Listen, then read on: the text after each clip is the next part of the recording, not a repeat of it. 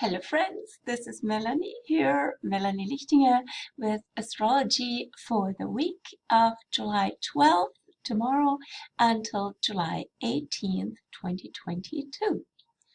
Yes, it's become a little sweet habit to record weekly astrology videos, and I'm getting the hang of it. So today we are looking into this full moon, the supermoon week and beyond. The supermoon will be on the 13th in 2 days, in less than 2 days, on July 13th at 11:38 a.m. and it's the second supermoon of 2 supermoons of 2022, yet this one is even more super because it's even closer, slightly closer to the Earth than the June supermoon. Now, when the moon is super close to the Earth in her orbit, that's called the perigee, then we will have full moons that are called supermoons. Okay, and they come a few times a year. This one is also super special because it's not just a super close and super bright and super big appearing moon. Hopefully we'll see her in these clear days and evenings. And she also comes with Pluto. And they're both in Capricorn. Pluto's been in Capricorn since 2008 till 2023, and we've heard a lot about that. And my all-time motto for Pluto in Capricorn, especially in the last few years, is the old empire expires. Pluto shows an evolutionary process of what is underway, what is destroyed, if you will, what is transformed, what is evolving. And our job would be to evolve with it and not become the fossil and the one who is living in the past and still dominated by old paradigms, but actually to be an agent for change even. So what's the theme with Capricorn that the moon now brings out in a big way, so close to Pluto and as a supermoon? It's all about power, dominance, old hierarchical structures that violate natural law and are actually so much shadow of institutions versus the people, versus people's needs, which is a Cancer theme. And so it might show up very personally in your life, or it might feel a bit more abstract, a bit more like a theme in the news or in the zeitgeist altogether. But if you have planets in Capricorn and or Cancer, you probably feel it very personally, that certain things are actually not sustainable anymore. Certain modus operandi are not working anymore, and they are exhausting, and we don't need to do things the hard way, which is often a Capricornian theme, just to create work and just to prove something, and just to be sort of, the world is a big machine and constantly in production mode and justifying itself basically, while at the same time the so-called natural world and the real world is being destroyed and exploited, taken advantage of, and so on. So this can go on, and how do we contribute with our behavior, with our needs, with our own emotional tendencies to buy into the old operating system. A lot to contemplate about here. And what would be the way out, and what is the incentive? That's the motto I gave to the supermoon. That's the question of Capricorn. Very simple. Capricorn often is very simple, but not necessarily easy. So a Capricorn question, what matters most? What has priority? What matters at the end of the day? What if you only had 1 year to live, and how would you live? What matters most? What would the ancestors, the elders, your grandparents, if you had healthy guidance by grandparents, what would they have told you? And it's still true. And timeless truths and timeless values, in a way, what matters most. And this is for you, of course, very personal and has to do a lot with your core, with your soul, with your essence. So it is a digging, it's a soul quest with this full moon. And what is required, what change is required, and it doesn't have to be a massive change, but it's a change in energy and in approach, right? To live more from that place. And yes, so what matters most and what nourishes, what nurtures the soul. And the nourishing and nurturing qualities, of course, the moon, and it's also the Cancerian side. So going by that, walking with that theme can be a simple and yet very powerful way of being with the full moon energy around the full moon and after the full moon. Typically after the full moon is when the gifts are being poured out and after the post full moon phase, so that's from the 14th on, from the 13th afternoon on already, if you will. The moon will be from the 14th on in Aquarius for a few days. And Aquarius has to do, of course, with community, with friends, with networks. So to share those gifts. With Capricorn, we come to our own, typically to our own mastery and to our own work. We're doing the work that we're here to do. And with Aquarius, it's about sharing and it's collaboration and co-creation. So that is very supported with and after the full moon. Now, what else is on? You can find so much more inspiration about the full moon in my newsletter that I send out for every full moon and new moon. And it'll come out also tomorrow for the full moon to everybody who has subscribed via email. So you get it via email. And you can shoot me an email if you want to be on that list. You can always unsubscribe if you prefer, but I'm happy to put you on a list. And so a lot to be read up and inspired by and visited with the Astro newsletter, and also on the blog, my WordPress blog. There's specific articles for these themes, like the full moon and then Venus going into Cancer, other themes relating to other archetypes, which are all in the Astro News email, but on the blog they are sort of broken up in specific articles. So you can find more here in those channels. And yes, so more about the full moon in those places. And what about Venus going into Cancer? More Cancer energy, the Sun already in Cancer. Yes, it's a season, July 22nd, until July 22nd, since summer solstice.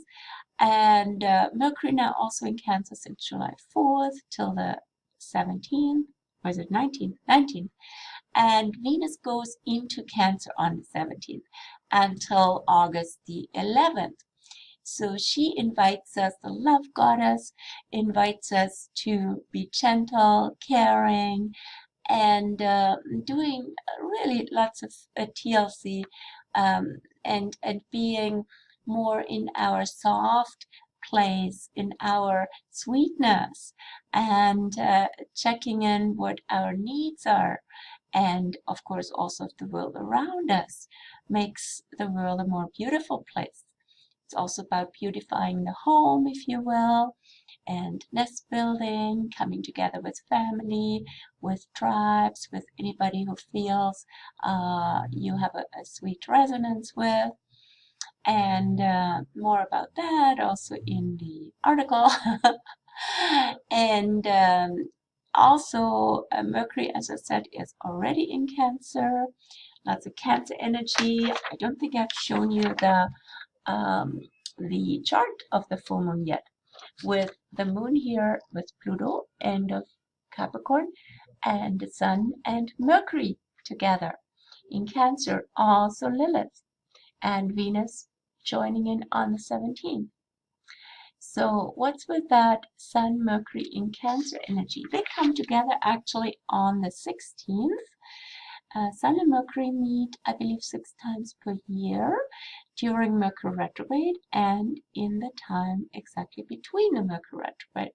In this case, we're between Mercury retrograde, so Mercury is relatively fast now, and Mercury will pass the Sun with that conjunction. It's called the superior conjunction, and now the mind wants to be actually in charge and wants to lead us. Something to be aware of. We can be this can be quite a cerebral, communicative, intellectual, and a great phase for all of that, but we don't want to be too much dominated by the mind.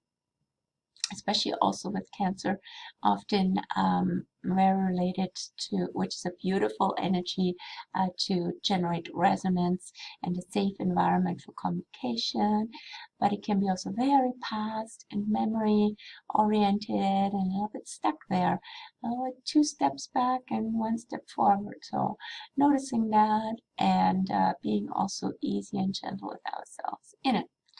Now, what's also going on this week? Yes, the moon will wane. It's the phase after the full moon on the 13th. Then the moon will be waning in Aquarius and Pisces and Aries until next week, early next week.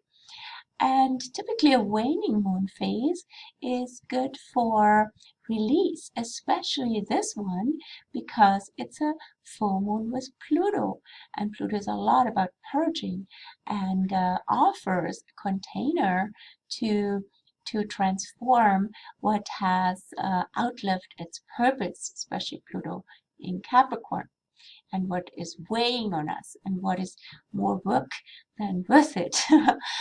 Capricorn. So that can be a personal home project, especially the Capricorn Cancer side, right?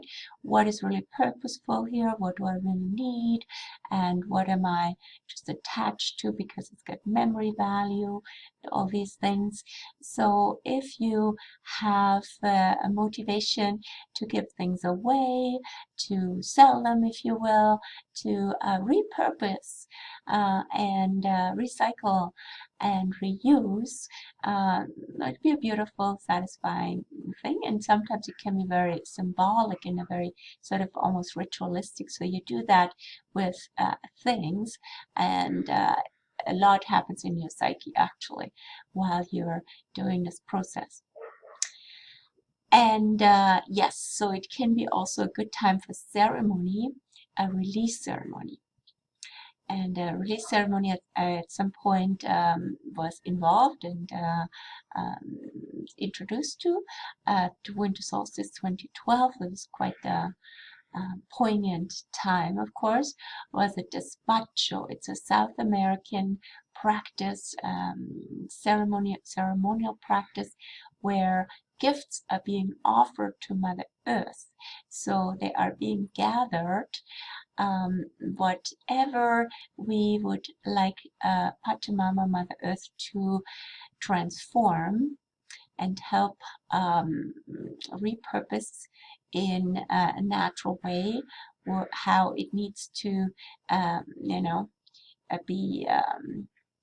be transformed, what it needs to be transformed into. This is a beautiful surrender. It's a combination between intention, dedication, surrender, because we're not in charge of that, right? We're just offering those gifts. And the gifts can be letters, they can be items, of course, not anything that's ideally earth-friendly. So also earth-friendly paper that will go into the earth or into the water. You don't want to pollute this ceremony, so be mindful of that. and it can be flowers, there can be also some food is often offered, sweets, anything that is done with love will have the right purpose. And it's a creative thing too. It's almost like a child-mother dynamic, like the Cancerian side, right? So we're offering something to Mother Earth and asking her to transform this, to help us transform. So that would be a good time for that after the full moon and before the new moon, before the Leo new moon on the 28th, which will be it's a real game changer, that one, because that one will also bring Mars, Uranus, North Node in Taurus, and more about that in next week or in 2 weeks. I don't want to overburden this video with all kinds of stuff. So what's also coming towards the end of this phase, actually already on the 19th, not already, but only on the 19th of July, but already noticeable in the build-up, is Chiron turning retrograde. Chiron is known to be, Chiron is a planetoid, small planet in a 50-year orbit between Saturn and Uranus. And so everybody around age 50 has their Chiron return. Something to look into. So what is the Chiron return?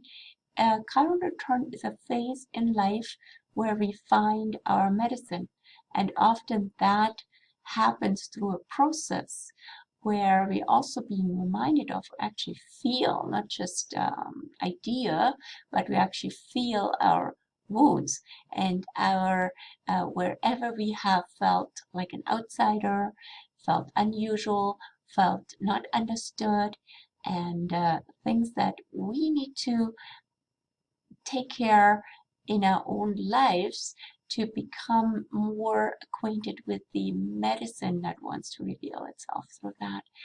And when Chiron changes directions, which it does twice a year, from forward direct to retrograde, typically in July these years, and from retro back to forward, which is typically in December, so 5-month retro, 7-month forward, that is quite a Chiron highlight month.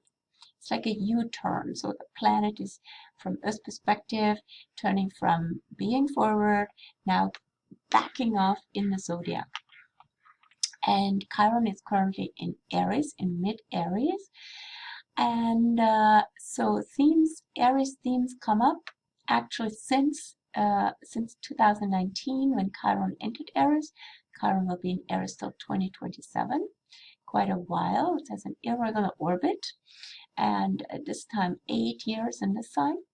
So what are the Aries themes for Chiron? Being the wounded warrior in a way. So there's been a lot of battles have been fought, literally in the medical, in the healing field, and around what healing really is in the last few years. And a lot of people have felt they're on a battlefield.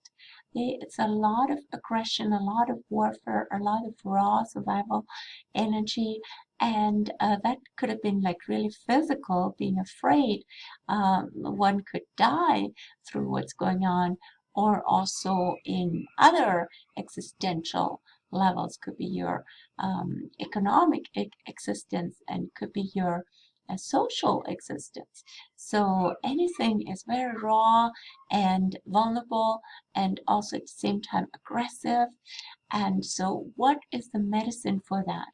Not doing more warfare, and not just turning basically to the opposite of saying, no, I have to avoid confrontation, but actually finding the medicine of Aries. And the medicine of Aries, in my sense, is authenticity. So that is a little bit like purification, right? Like coming to the essence of it. What does Aries in essence really want? Pluto helps with that. Also, Pluto is a purification archetype. So being authentic, facing the world, showing up for oneself, showing up as oneself rather than being fake, being conditioned, needing to be liked, and making all these compromises and selling out. So that feels like a wound. That's not really a good empowered Aries energy. Aries says, okay, do it, show up, see what happens. If it doesn't work, do a new approach. So I guess I did also a little bit of that in sort of a gentle way with my videos here, right? Showing up and trying out something new. Aries turning retrograde. So it's about finding the inner medicine. And this is just a turning point. So we can come to that point where says, okay, I can't do it anymore this way. I have to go inward. I have to go and retreat to really find what is the way forward here, which is very Aries. But it's not about planning so much. That would be more like a Capricorn way. Aries is more like, what is alive here? What's new? What's exciting? What makes me, what energizes me, right? Aries is ruled by Mars. So there's quite a Martian energy coming in from next week on. More about that in the next Astro video because of, as I said, Chiron turns around and Mars is also gearing up for its epic alignment with Uranus in the North Node, which is one of the two major alignments of the whole year. So that lends itself to breakthroughs and breakthroughs in consciousness, also transcending and breaking through old ego structures, which Mars is famous for. The warrior can be also an ego assertion warrior, and you probably feel quite a bit of that already too, of that Mars effect. And for now, I would say with the full moon, and the full moon also being squared by this Mars being T-squared, so there's a halfway between the Sun and the Moon, is Chiron and Jupiter and Aries. So this is the outlet. This is the release point for that full moon tension. So to show up in a new way, and that itself can help that old notion to say, okay, I can't change these powers and these powerful structures that are dominating me, and such a self-defeating, disempowering way of being. And Aries says, what's new, and being present and being alive and trying on new things, seeing the world with fresh eyes itself, as I said, for Jupiter in Aries, that is the gift. And focusing on gifts, focusing on abundance, focusing on the aliveness of nature, of summer, of anything that is that nature shows us how vibrant and alive it can be. I leave it with this, and already been talking for 23 minutes. That's sort of my range, 20 to 25 these days. I invite you to get in touch if you feel inspired to comment or to go deeper in a session. And if you'd like to be on the newsletter list, let me know as well. I wish you well and much love for this powerful supermoon week. Bye.